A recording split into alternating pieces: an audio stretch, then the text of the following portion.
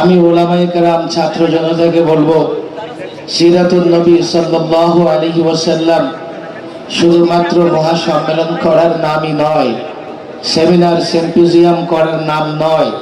সিরাতুন নবী সাল্লাল্লাহু আলাইহি ওয়াসাল্লাম ব্যক্তি, সমাজ, রাষ্ট্র জীবনের সর্বত্র বাস্তবায়ন করা লাগবে। সিরাতুন নবী সাল্লাল্লাহু আলাইহি ওয়াসাল্লাম একটা বিপ্লব, একটা অভ্যুত্থান, একটা ইনকিলাব, একটা পরিবর্তন। রাসূল সাল্লাল্লাহু আলাইহি ওয়াসাল্লামের আদর্শ, তার জীবনী যদি আমরা অধ্যয়ন করি তাহলে স্পষ্টভাবে দেখতে পাবো 40 বছরে রাসূল করিম সাল্লাল্লাহু আলাইহি ওয়াসাল্লাম নবুয়ত প্রাপ্ত হয়েছেন। গোপনে ইসলামের দাওয়াতি কাজ করতেন হযরতে খাদিজা, হযরতে আলী, হযরতে আবু বকর সিদ্দিক, হযরতে আলী রাদিয়াল্লাহু তাআলা আনহু, তারা সর্বপ্রথম ইসলাম গ্রহণ করলেন। প্রথম 3 বছর, নবুয়তের প্রথম থেকে 3য় বছর, এই 3 বছর গোপনে দাওয়াতি কার্যক্রম পরিচালিত হয়েছে। 4র্থ বছরে রাসূলুল্লাহ সাল্লাল্লাহু আলাইহি ওয়াসাল্লাম সাফা পাহাড়ের পাদদেশে দাঁড়িয়ে কুরাইশদের একত্রিত করে প্রকাশ্যে ঘোষণা দিয়ে দিলেন, প্রকাশ্যে তাদেরকে ইসলামের পথে আহ্বান জানালেন। বাস তারপর থেকেই প্রতিবাদ, প্রতিরোধ, রাসূল সাল্লাল্লাহু আলাইহি ওয়াসাল্লাম এবং মুসলিম সাহাবাদের উপরে জুলুম হয়েছে, টর্চার হয়েছে, নির্যাতন হয়েছে। নির্যাতিত সাহাবায়ে কেরামের একটা অংশ নবুয়তের 5ম বর্ষে হাবশায় হিজরত করেন। নবুয়তের 6ষ্ঠ বর্ষে 2 জন শক্তিশালী ব্যক্তিত্ব, হযরতে হামজা, হযরতে ওমর ইবনুল খাত্তাব ইসলাম ধর্ম গ্রহণ করে মক্কাতে ইসলামের অবস্থানকে সুদৃঢ় করেন। নবুয়তের 7ম বর্ষে গিয়ে কুরাইশরা রাসূল সাল্লাল্লাহু আলাইহি ওয়াসাল্লাম তার সাথী সঙ্গীদেরকে, বনু হাশিম, বনু আব্দুল মুত্তালিবকে আবু তালিব গৃহপথে গৃহবন্দী করেন, তাদেরকে অবরুদ্ধ করে রাখেন। চলতে থাকে 9ম বর্ষ। 10ম বর্ষে গিয়ে তারা মুক্ত হন। 10ম বর্ষে রাসূল সাল্লাল্লাহু আলাইহি ওয়াসাল্লামের চাচা আবু তালিবের ইন্তেকাল হয়ে যায়, খাদিজাতুল কুবরার ইন্তেকাল হয়ে যায়। রাসূল সাল্লাল্লাহু আলাইহি ওয়াসাল্লাম তায়েফে গেলেন, সেখান থেকে রক্তাক্ত হয়ে ফিরে আসলেন। নবুয়তের 11তম বছর মদিনা থেকে ছোট্ট একটা দল এসে ইসলাম গ্রহণ করে। এই দলটাই ছিল মদিনাতে ইসলাম প্রতিষ্ঠার ভিত্তি। 12তম বছরে আকাবায়ে উলা, বাইআতে আকাবায়ে উলা, আকাবার প্রথম বায়াত সংগঠিত হয়। তারাই ছিল ইসলাম প্রচারের প্রথম দল, প্রথম গ্রুপ। 13তম বছরে তার চাইতে বড় একটা দল রাসূল সাল্লাল্লাহু আলাইহি সাল্লামের হাতে বায়াত গ্রহণ করেন। বাস তারা অঙ্গীকার করেন, আপনি মদিনাতে আসেন, আমরা আপনার নিরাপত্তা দেব, আমরা আপনার সহযোগী হব।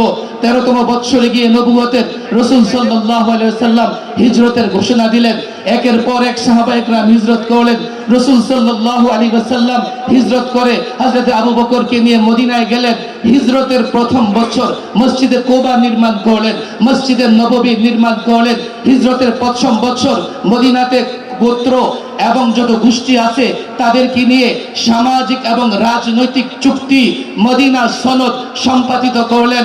নবুয়তের পরে হিজরতের 2য় বছর, নবুয়ত মক্কি জিন্দেগির পরে মদনী জিন্দেগির হিজরতের 2য় বছর, আমরা জানি রোজা ফরজ হলো, যাকাত ফরজ করা হলো, বদরের যুদ্ধ সংগঠিত হলো।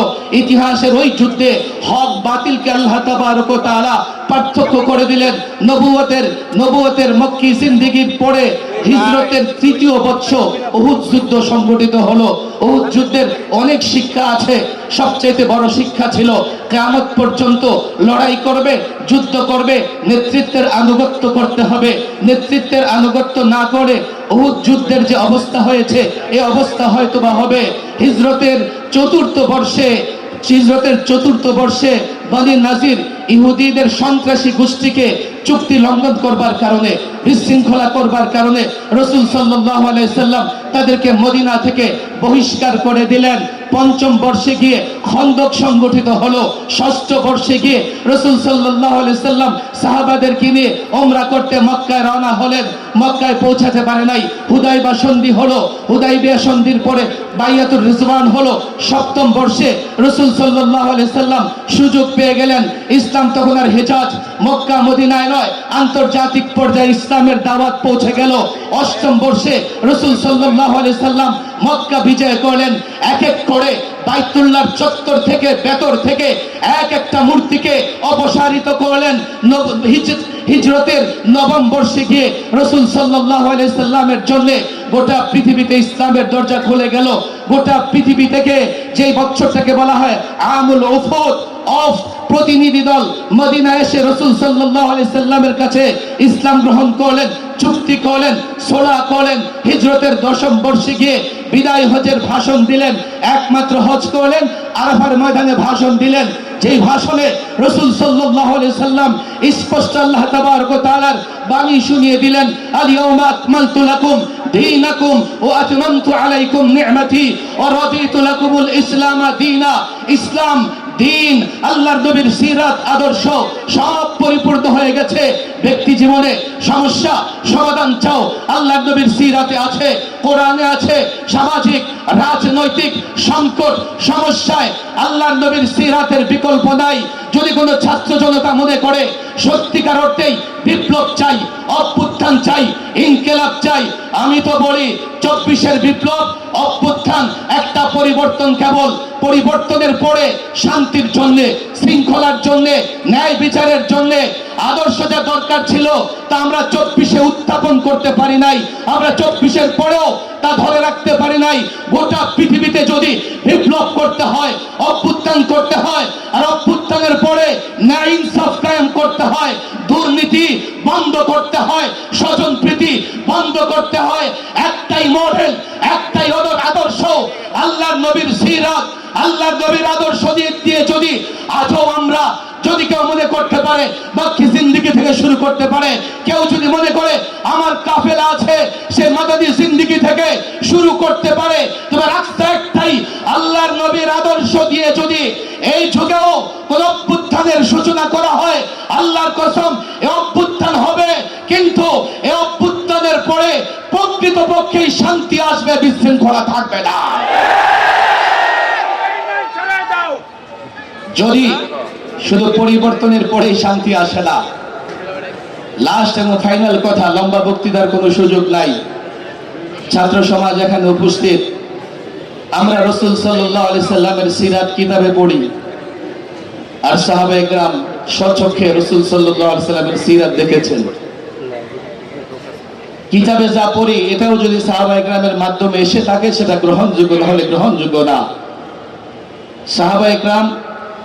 সাহাবায়ে কেরামদেরকে যারা হালকা নজরে দেখে তাদের সবচাইতে বড় সমস্যা যেটা হবে, তারা কোরআন এবং সুন্নাহর সঠিক ব্যাখ্যা করতে পারবে না।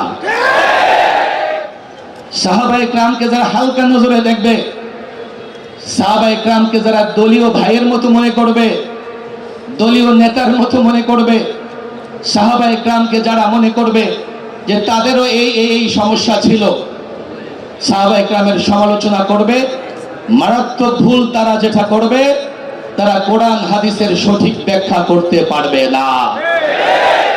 আমি তো পরিষ্কার বলি, রাজনৈতিক কারণে অনেক কিছু করা লাগে, অনেকে অনেক কিছু করে, একটা জায়গায় স্পষ্ট রাখতে হবে, আকীদা বিশ্বাসের জায়গায় কোন ধরনের কোনো কিছুকেই সামনে রেখে আপোষ করা যাবে না। এই জায়গাটা ওলামায়ে কেরাম ছাত্র জনতাকে স্পষ্ট রাখতে হবে, তাহলে ইনশাআল্লাহ আমরা আহলুস সুন্নাহ ওয়াল জামাতের যে ঝান্ডা হাতে নিয়ে এগিয়ে যাচ্ছি, আমরা এগিয়ে যেতে পারবো, কেউ আমাদের থামাতে পারবে না।